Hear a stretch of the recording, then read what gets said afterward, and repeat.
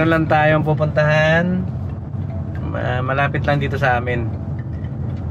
Na-miss na namin kasi ni Commander ang lumabas, makakita ng magagandang tanawin. So meron tayong babalikan ngayon. Mga 40 kilometers lang sa sentro ng Kawayan. Parang lang ano lang ba, masulit ang araw namin ngayon. Eksakto, brown out. Wala kaming ilaw sa bayan namin, sa Kawayan. Maghapon daw yun. So napag-isipan namin ni Commander na pasyalan muna yung malapit na magandang tanawin dito. Kaya pupunta tayo ngayon sa may Paracelis. Hindi ko lang sure kung part na yata ng Mountain Province yun. Tara mga kalakotsero, let's go!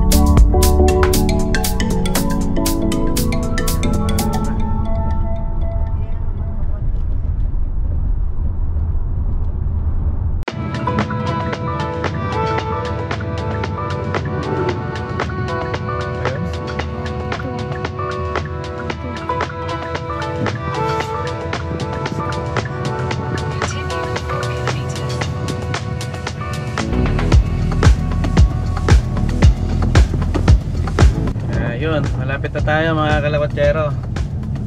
Ilang minuto na lang.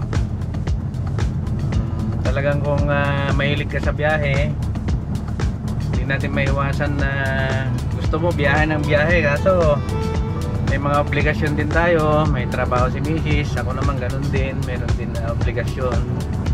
So sabi ko nga noon sa last na vlog ko, hindi naman lahat puro trabaho. May mga time din na kagaya nito, may bakante kami.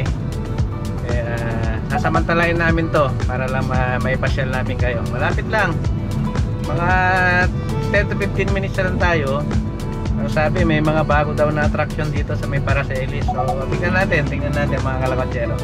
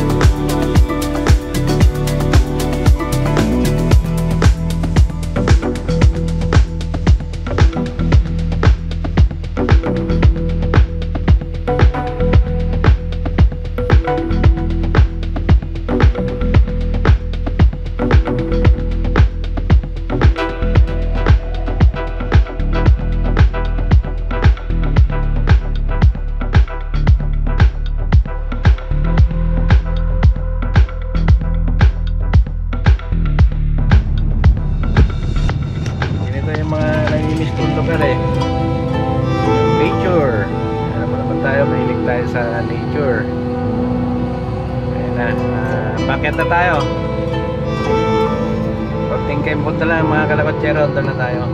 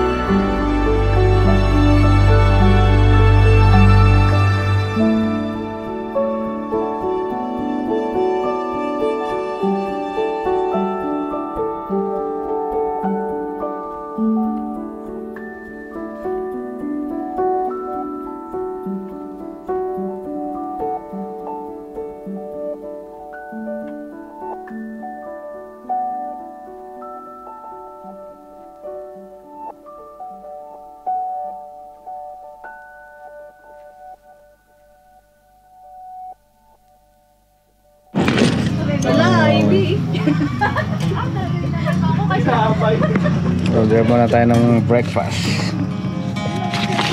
Perfect. I'll check.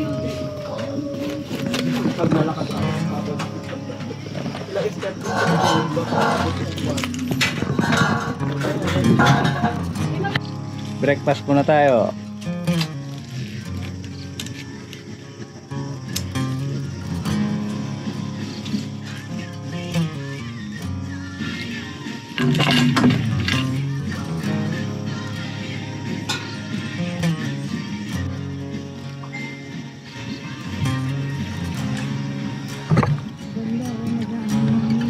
Sarap lang yung ganito. Nagbe-breakfast ka. Tapos habang kumakain, ganito ang nakikita mong view. Yan. Diba? Ganda ng view mga kalakotero. Ito ang breakfast natin. Long silog. Commander is top silog. Ganda ng view ko. Tara, kain tayo.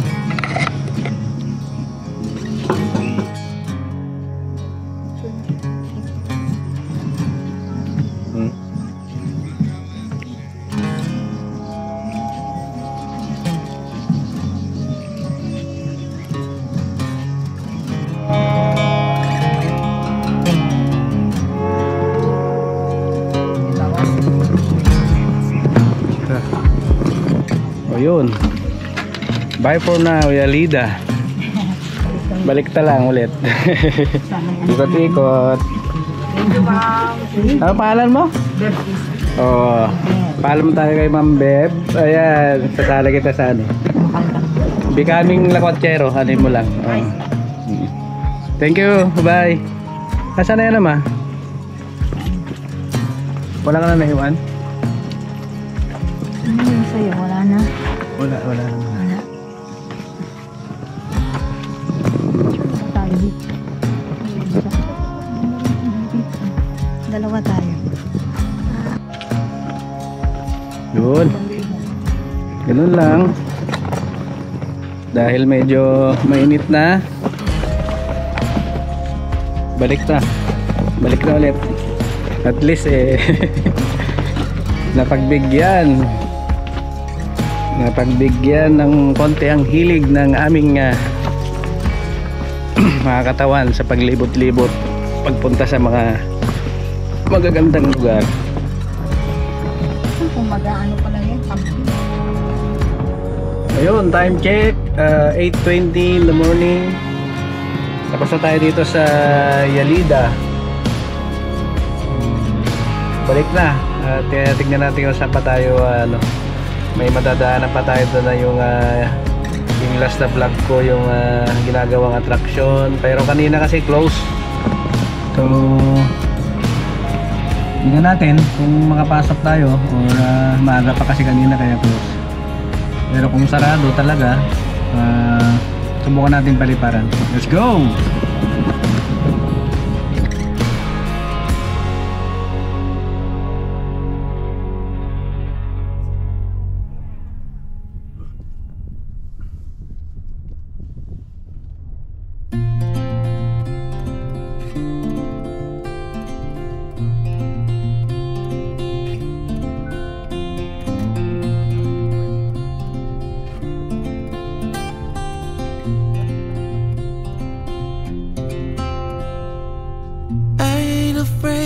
The dark, 'cause once you let the light in, you won't see the beautiful stars shining down from afar. No, I ain't afraid of the dark. I don't mind the rain,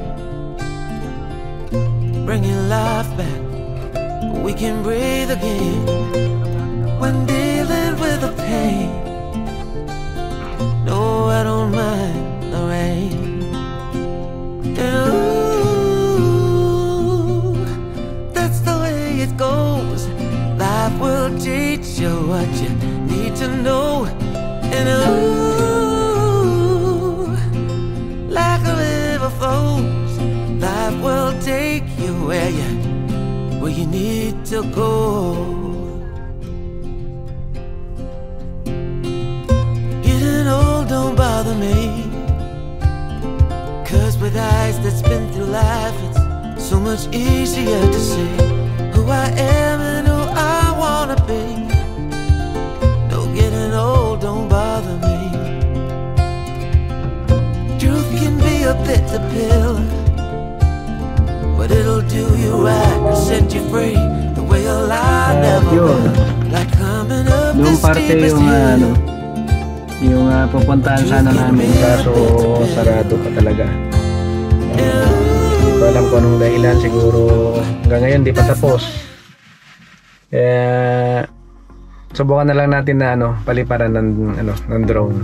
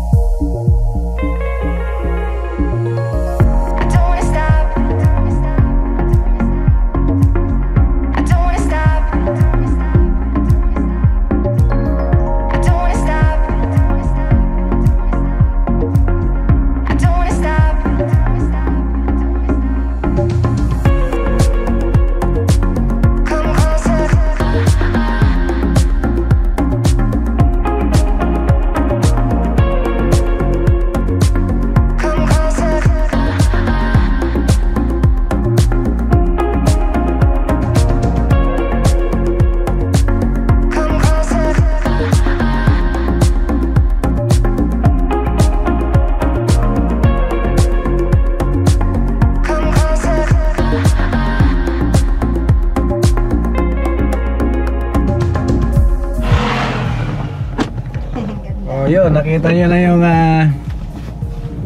tawag yan, yung panibagong atraksyon. Na-vlog ko na yan dati, ewan ko kung bakit ngayon sarado pa rin, siguro dahil kanina raw nag-ulan-ulan, siguro madulas yung paakyat dun sa tuktok, kaya hanggang ngayon naka-close pa.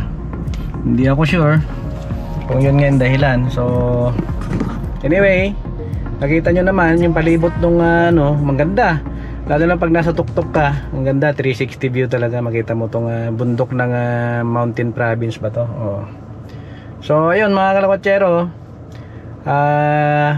pabalik na kami ng bayan ng Kawayan. So tignan natin kung ano pang pwede kong maipakita sa inyo. Let's go! Ganda rin ang reels ka dito. Ganda. Ilapit mo nga dyan mamaya. Ayun yun. Ihinto mo dyan ang reels ko lang din. Dyan mismo sa... Yan. Yung ko nakikita sa camera. Nakita nyo naman na sa drone. Mas maganda. Mahaba-haba rin yung akatin mo yan na hagdanan. Kaso sarado.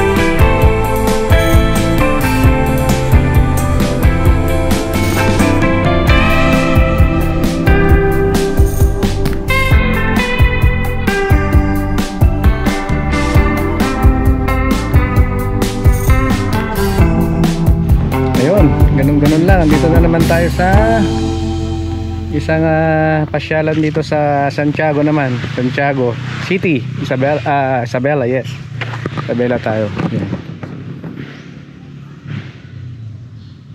Ito yung lagi din naming pinupuntahan pagka mong magmuni-muni, mamasyal, at least malapit lang sa amin. Yan. Ganda rin. Sa ilalim ka rin ng mga bundok-bundok. Bundok parte rin dito eh. Sa parteng bundok din tayo. Doon tayo sana kabila, sa taas.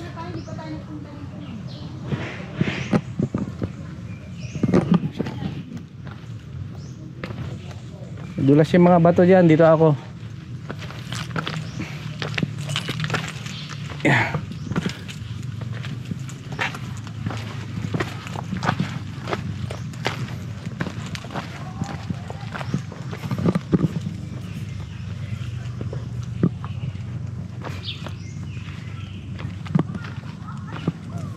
Ayan. Yan. Nasa tuktok ka lang bundok din, kita mo yung buong kabayanan ng Santiago. Yan. Yan. Nasa taas tayo ngayon, yan.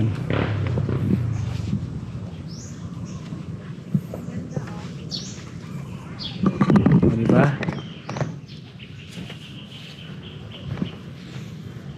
Ano lang tayo rito, mag-relax lang, makasagap ng sariwang hangin, o at least diba, hindi na tayo lumayo.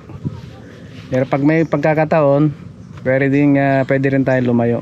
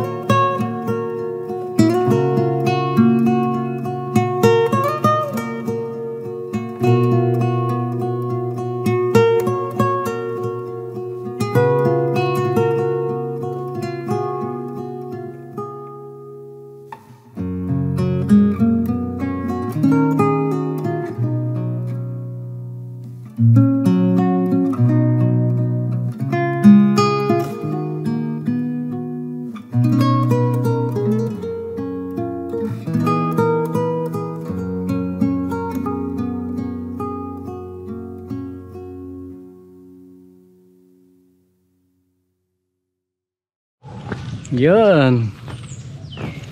Nakita nyo na yung paligid dito sa Darius Peak ba to? Darius Peak o Darius Hills? Ganda rin. Sarap lang mag ano, muni-muni.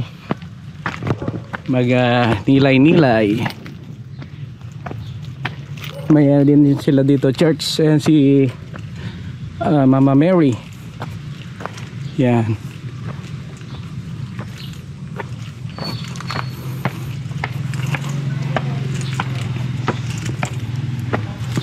Meron na silang chapel. Alin, tara. Picture. Picture. Yun. Tanggal kati lang. At least nakapamasyal tayo kahit papaano. Visit lang tayo sa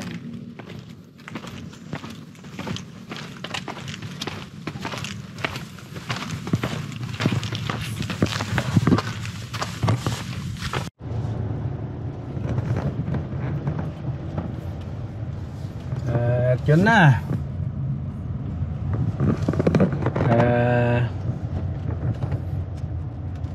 Time check is what time? Mag-11 na ng umaga.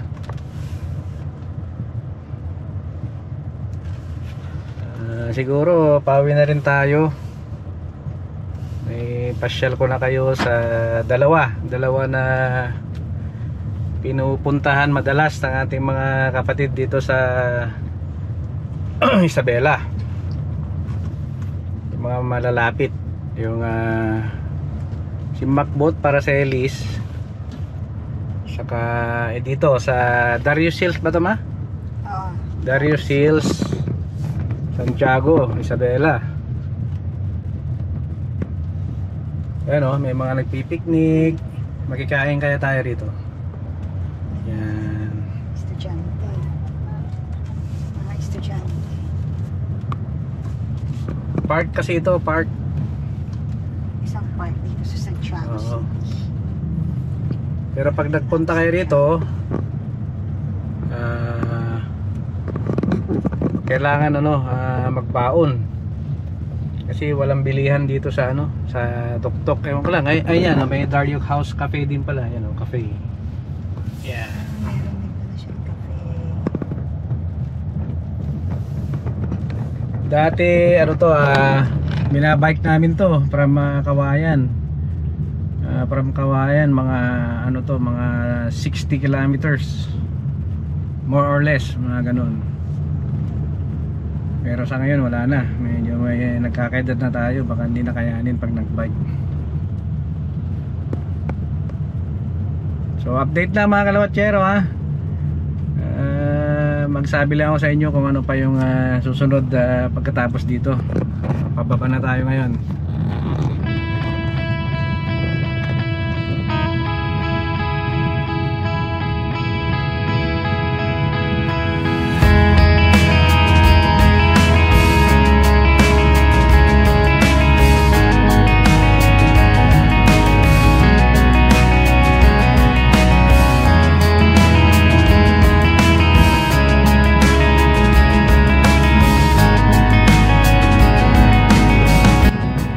Yun na mga kalakotsero, pauwi na tayo.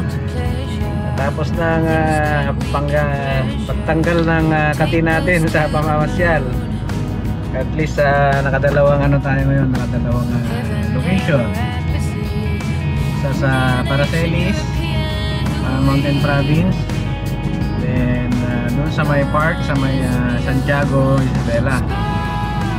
Hanggang ganun lang muna tayo mga kalakotsero kasi sabi ko nga dati, hindi na tayo kagaya ng dati na pwedeng labas ng labas kahit anong araw natin gusto. Kasi nga ngayon may mga obligasyon na tayo, lalong lalo na si Commander. At least pag may time, pasyal-pasyal na naman tayo sa mga magagandang lugar dito sa Pilipinas, particularly dito sa Luzon.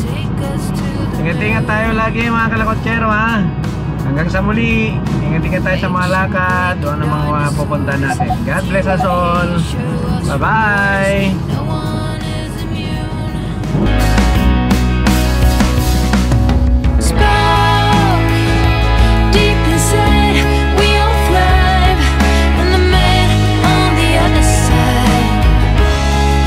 reflection